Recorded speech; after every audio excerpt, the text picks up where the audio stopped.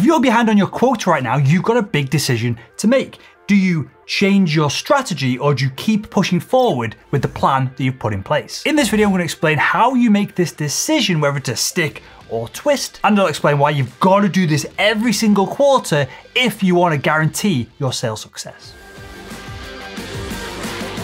Hi, my name is Will and I make selling simple. So let me introduce what we call the pipeline coverage generator. This short, sharp calculation will tell you exactly how much pipeline that you need to hit your sales quota. When you look in your CRM, if your pipeline is more than this, then you're doing well, you're probably gonna smash quota. If your pipeline is below this number, then we probably need to change the strategy because what got you here is not gonna get you over the finish line. And when I say the word pipeline, what I mean is the total number of deals that are qualified in your sales pipeline. So the total number of people that you've spoken to, you've had a diagnosis call with them, that you've qualified, that you know meet around about your average deal size, who have a chance of coming in. And it seems obvious, right? If you don't have enough leads in your pipeline to generate enough business to hit your quota, you need to add more people to your pipeline. But so few salespeople go through this process to calculate what their pipeline should be to begin with. So let's quickly run through the equation itself. I'm going to give you an example of Sam the salesman. And then because this is a YouTube video and this is somewhat unintuitive to do in a YouTube video, I'm going to give you a resource where you can print this off and you can do it yourself. So the elements of this, we want your financial target minus your base salary. So this is the financial target that you set for yourself. So this year I want to earn $400,000, $300,000. 97 grand, whatever it is. Because we always want to reverse engineer what you want in life rather than the quota that's been put in front of you. Some arbitrary number that's been passed down from sales leader to sales manager to the team to you, it doesn't really mean anything. And so it's not very motivating to hit quota this year. What we are more interested in is, I want to pay off this, buy this, go to this holiday, buy the Porsche in the next 12 months, whatever your time frame is, whatever that number is. That's what we want to start with. So that is your initial financial target. We want to take away your base salary because that's in the bag, right? As long as you don't get fired in the meantime, that is already secured. And then we want to divide it by the percentage commission that you get per deal. Now, for some salespeople, you might get a certain percentage on one product and a different percentage on another. And then when you get over this number, the percentage doubles because they're incentivizing you to sell more of this or that. Forget all that for the moment. Give your average percentage per deal. This is a ballpark number that we're aiming for because if you add too much complexity to this, you're not going to do the calculation, and so it would be pointless trying to put it together in the first place. So that gets you to a sales quota number.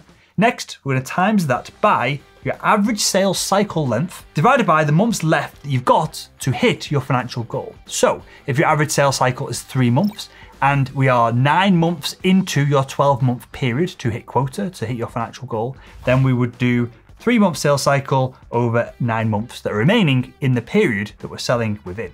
Then we're going to times that by 1. It's pretty straightforward, right? That one. Divided by your average closing percentage. So for all of the deals that are in your pipeline, what percentage of those do you believe that you're going to close? This might be 50%, it might be 5%, it might be 10%. It depends on the deal size, it depends on the complexity of the deal. But it's really important that regardless of whether you do this calculation or not, watching this video, it's really important that you understand what that close rate is. So that might be some additional homework to go along with this process. So let's get real about this process. Let's look at Sam's numbers. So let's say Sam's target is $250,000 to bring home in commissions in total take home this year. His base salary is 70 grand. His average commission per deal is 5%. His average deal cycle length is around 3 months. He has 12 months to hit his target, so he's doing this at the beginning of his next selling financial year, and his average closing rate percentage is 50%. This number might seem high, but that's what you should be aiming towards if you have massively qualified the prospects in your pipeline. If your number is much lower than 50%, then you've got too much crap in your pipeline. You need to cull it, you need to get rid of, whatever percentage gets you closer to this amount. So let's fill it in and look at the numbers. So his financial target was 250K. Then we've got minus his base salary of 70K. His percentage commission per deal, 5%. Average sales cycle was 3, 12 months to hit his goal over 1. So this doesn't change no matter what else goes into the calculation. And his average deal closing rate is 50%.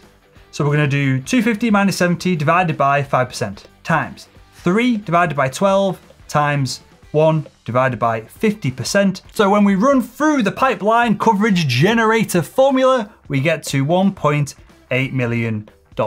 So if the entirety of Sam's pipeline is more than 1.8 million, he is very, very, very likely to hit or smash his quota this year. If Sam's entire pipeline is below 1.8 million, he's gonna struggle. It's not impossible, but the first thing he should do now is change his plans. Sam should be focusing on getting more people in the pipeline, not even closing the people in there. Let that slip for a little bit. Get more people in the pipeline, raise this number up, redo the calculation, and make sure it all fits into place. And I can't tell you that if you get near or past this number, you're gonna smash quota every time. I can't tell you that this is a guarantee, but this is the closest that I can possibly engineer, and we do it with all our students over at salesman.com Academy. Once we calculate this number and we get them above it in pipeline, everything else starts to fall into place. Sales becomes a really nice role to have because you are now forecastable, and sales leadership and management love this. You now become their best friend. So even if you're a little bit behind quota this month, it's okay, because you've got enough pipeline in the works that you're gonna have months that surpass this month and balance out later on during the year. If, heaven forbid, you are below this number that you calculate, then no worries. You know what you've got to do. You know your priority is to fill the pipeline rather than trying to close and pressure and push and bully the people that are in there to increase your conversion rates overall. And if there's one thing that I've learned from 9 years now coaching and training salespeople, it is a full, healthy pipeline basically solves all selling problems. So there we go, that is the pipeline coverage generator. If you want to get deeper into this, if you want to do deal reviews and overall pipeline reviews, get a copy of Selling Made Simple. There's a whole chapter in there on the numbers, how to